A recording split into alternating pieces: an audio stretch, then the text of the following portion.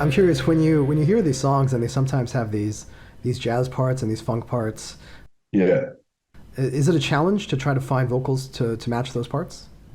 that is a crazy challenge.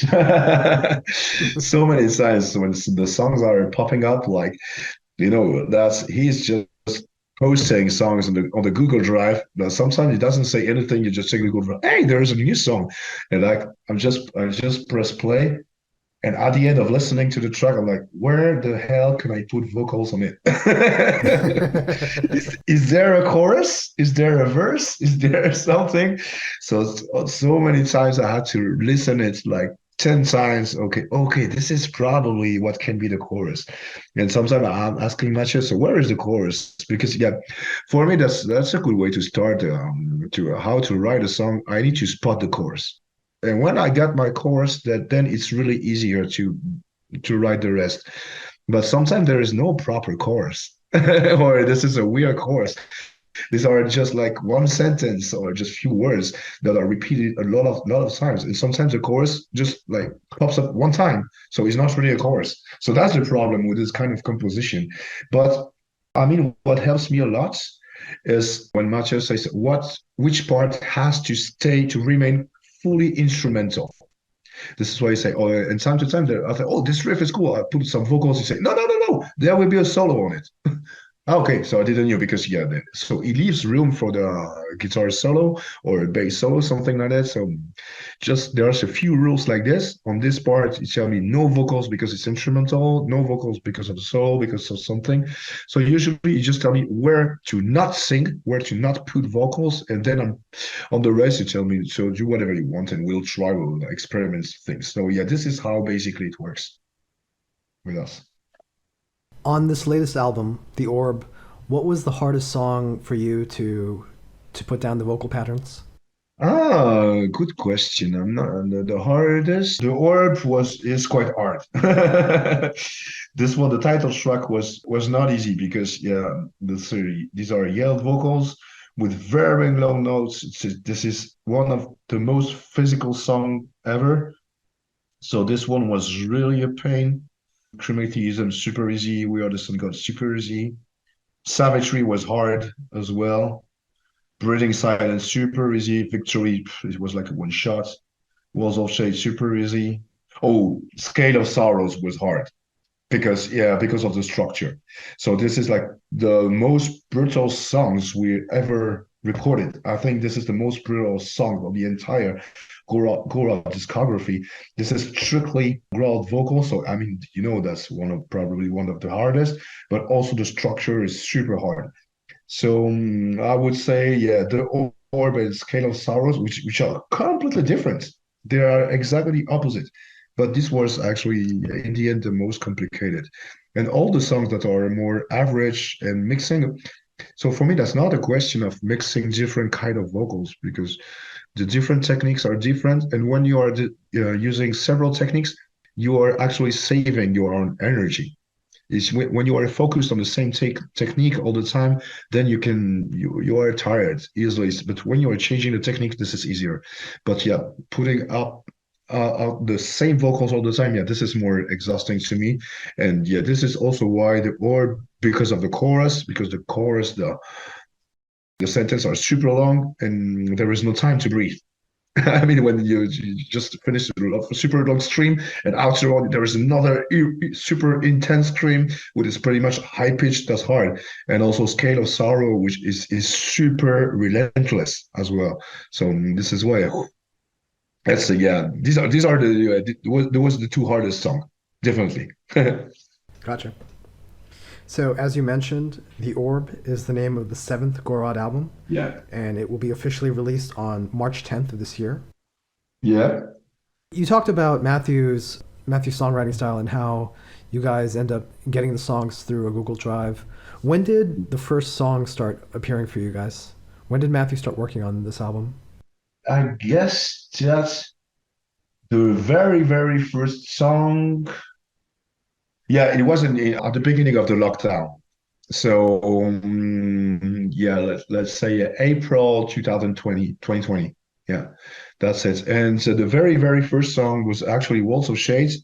And for the first time, Mathieu was asking me so if I can have so can bring him some ideas because he has always been pretty open to get ideas or riffs of other members. Then he can adapt it to his music because yes, usually he's composing on his own, and he goes so fast that this is super hard to bring him idea.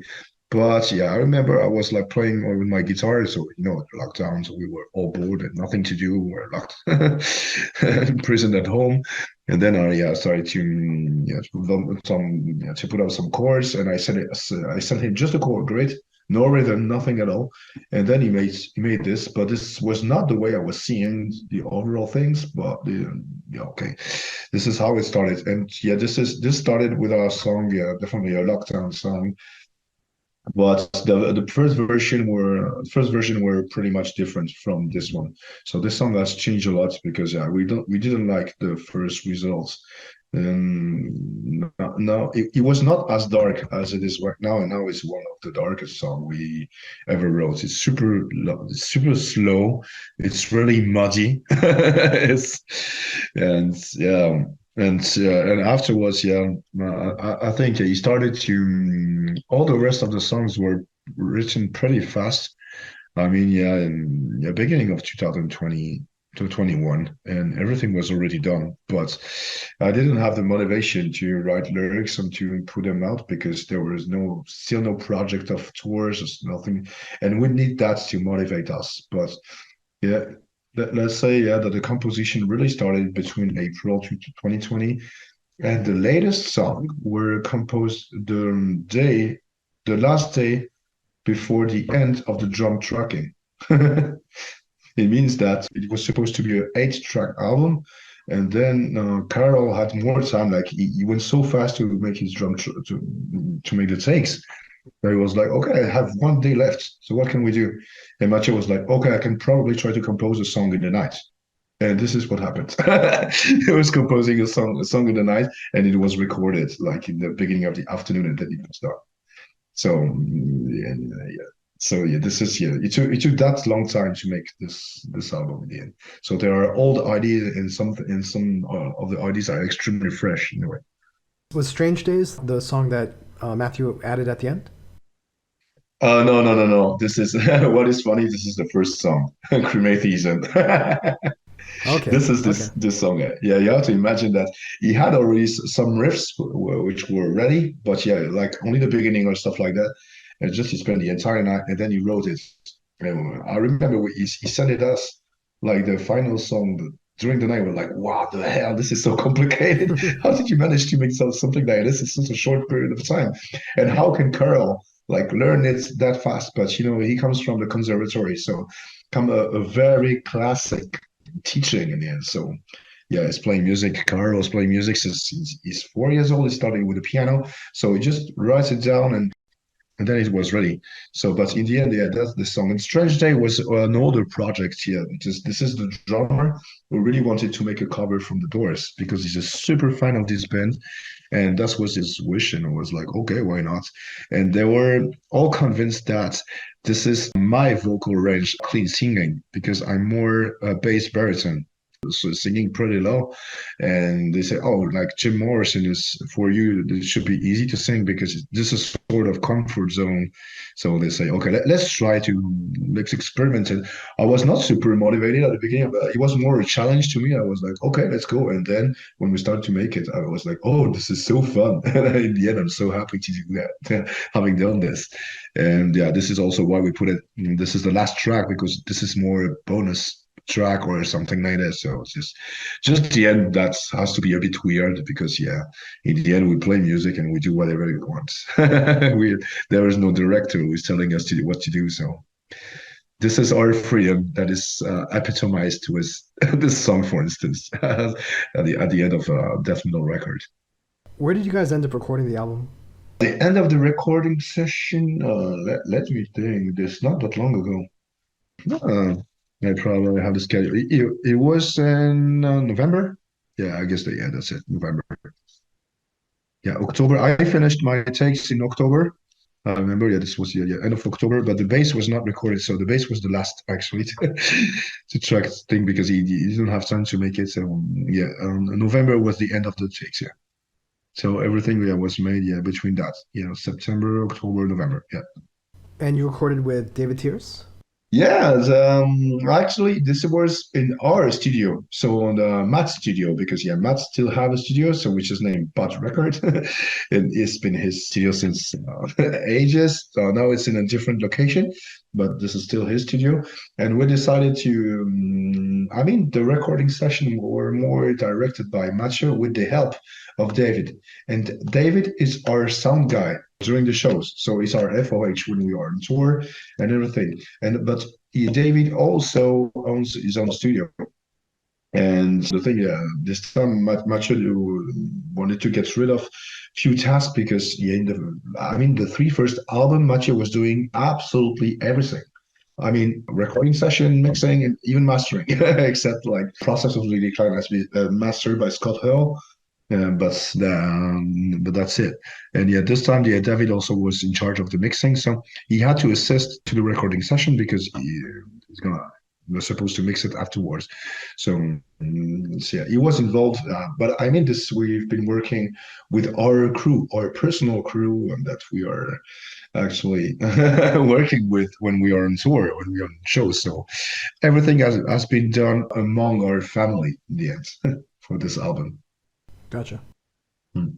Sorry, I think I misunderstood. Is this the first time that you recorded in Matthew's studio, or did you record the last one No, yourself? no.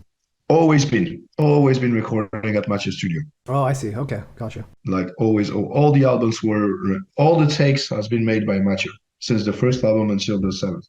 And oh no, if I'm, hmm, no, I'm wrong. No, on Perfect Absolution, Mathieu was there, but he was not at his studio. He was in the house. That was different. I was not there, but yeah, we've been working in several different locations. Perfect Absolution was a weird album to put out. Like yes, but yeah, Mathieu was there. He was in charge of overviewing, mastering everything, like seeing if everything is okay for him.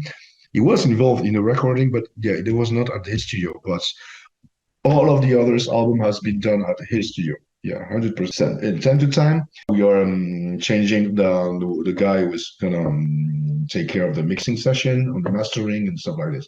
So usually this is the only thing we change. But the recording, this is Mathieu.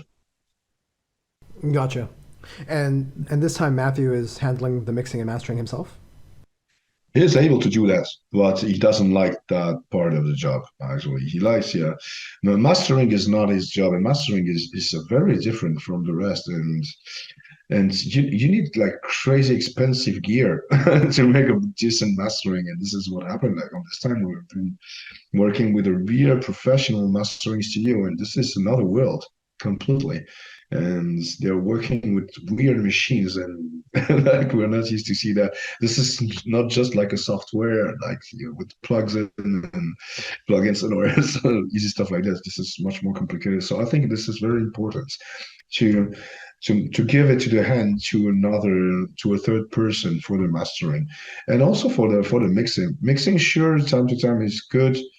That this is the same guy who recorded is in charge of the mixing, but this is such a big amount of work that probably in the end you can start to be bored and do it probably a bit too fast and not focus on some details. Or I think that's good also to need other ears around you to work with as a mixing session. This is why for the last albums we've been working with different mixers in the end.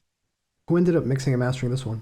Mixing. This is David. David, so some guy following us on tour, and the mastering. This is a Globe Audio recording. So this is a a huge studio. Like there's only records from pop music, like extremely famous artists, but I mean mostly French artists. So if I say like a Mylène Farmer, probably you don't know it, but this kind of artist or French singer. I mean for pop music, variety, like world music or stuff like this. So studio that is really not dedicated to metal, but he knows how to make a real mastering that sound good on any kind of PA. Like, and in the end, that's how a mastering has to be. in my opinion. Were you worried at all about choosing a company, Globe Audio, that doesn't have as much experience with metal, specifically death metal? Well, personally, I was not that much worried because this is only a history of frequencies, and the frequencies has to be greatly balanced. So probably if it would have been another studio, it would have been a bit more aggressive. I mean, in the highs and stuff. And this one is pretty soft. This is pretty clean, and this is what I like. I mean, this is smoother, and like Matthew and Barbie, Ben, our bass player, hates great aggressive mastering. So I think that's a good thing for also to satisfy everyone because yeah, usually when you give it to mastering to other metal specialized studio, this is with this really aggressive highs. And this is something we didn't want to on our record to sound a bit more original, probably in this way, but just more satisfying to all of band members. And in the end, everyone is pretty satisfied from the mastering. So yeah, that was a good thing. And yeah, sure, it can be questioning, but no, that's good also. So sometimes to leave it to experienced hands, and this guy has a crazy experience.